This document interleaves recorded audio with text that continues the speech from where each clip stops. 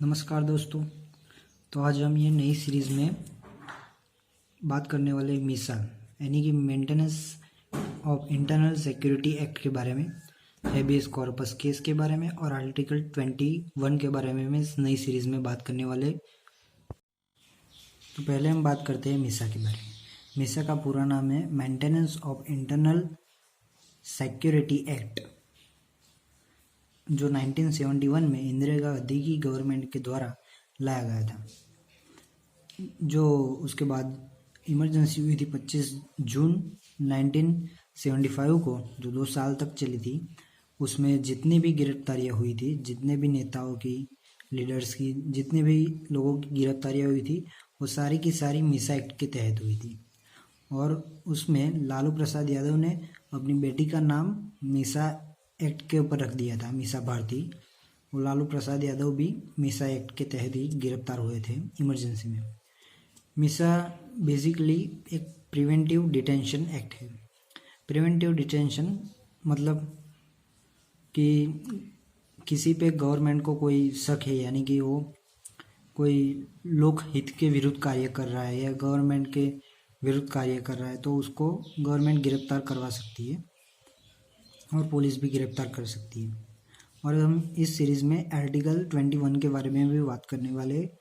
Article 21 में क्या आता है, उसमें प्रोसीजर एस्टेब्लिश्ड बाय लॉ और ड्यू प्रोसेस ऑफ लॉ दोनों के बारे में हम बात करेंगे कि ये दोनों चीज़ क्या है।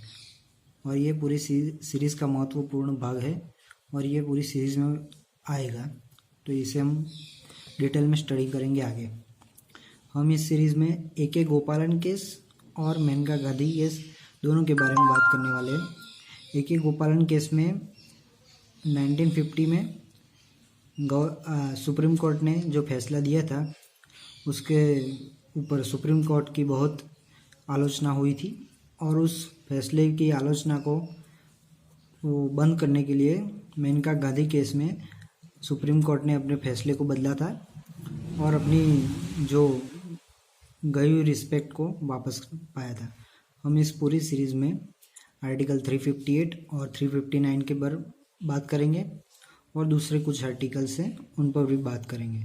तो आपको इस सीरीज़ में आर्टिकल्स के बारे में बहुत कुछ जानने को मिलेगा, तो आप सब्सक्राइब कर लीजिए चैनल को भी नहीं किया है तो। और हम शुरुआत करते हैं डिटेंशन और अरेस्ट क्या होता है। डिटेंशन का हिंदी में मतलब होता है निरुद्ध, किसी को निरुद्ध कर देना, यानी कि डिटेंशन होता है। डिटेंशन के मोस्टली 3 टाइप्स हैं, punitive detention, under trial detention और प्रिवेंटिव डिटेंशन। तो पहले समझते हैं प्यूनिटिव डिटेंशन क्या है। प्यूनिटिव डिटेंशन यानी कि अगर किसी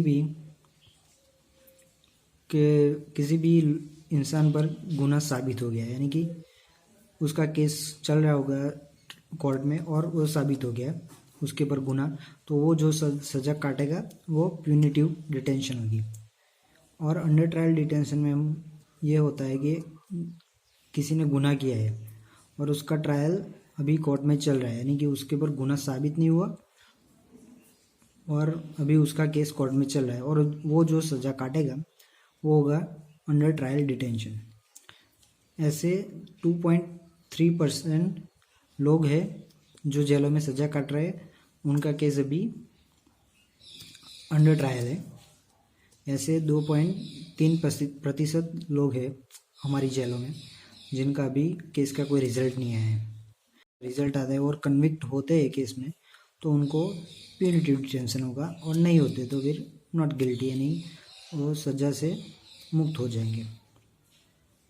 और फिर आता है हमारा प्रिवेंटिव डिटेंशन। ये पूरी सीरीज़ का महत्वपूर्ण भाग है, इस पर भी मुख्यतः चर्चा होगी आगे। Preventive detention. प्रिवेंटिव डिटेंशन में क्या होता है कि जैसे हमने ऊपर आपको बताया वैसे कि गवर्नमेंट को या पुलिस को आप पर कोई शक होता है, जैसे कि आप कोई लोकहित के विरुद्ध कार्य करने जा रहे हैं या गवर्नमेंट के विरुद्ध जिससे कार्य करना जा रहे हैं या देश को जिससे नुकसान हो वैसा कार्य करने जा रहे हैं, तो आपको गवर्नमेंट या पुलिस गिरफ्तार कर सकती है। तो हम ये रहा आज का भाग पूरा। ये इंट्रोडक्शन था सिर्फ, ये पूरी सीरीज़ में क्या क्या आने वाला है इसका, और हम इसके आगे के पार्ट में कॉन्स्टिट्यूशन का भाग 3 के बारे में बात करेंगे, जिसमें हमारे फंडामेंटल राइट्स हैं। उसमें आर्टिकल 19, 20, 21, 22 इसके बारे में हम बात करेंगे, और हम इसमें हैबियस कॉर्पस केस की भी बारे में बात करेंगे। तो आप चैनल अभी तक सब्सक्राइब नहीं किए हो तो कर लीजिए, आपको बहुत ज़्यादा नॉलेज मिलने वाला है पूरी सीरीज़ से। और आप देखते रहिए और चैनल को सब्सक्राइब कर लीजिए और वीडियो को भी लाइक दे दीजिए। Good bye.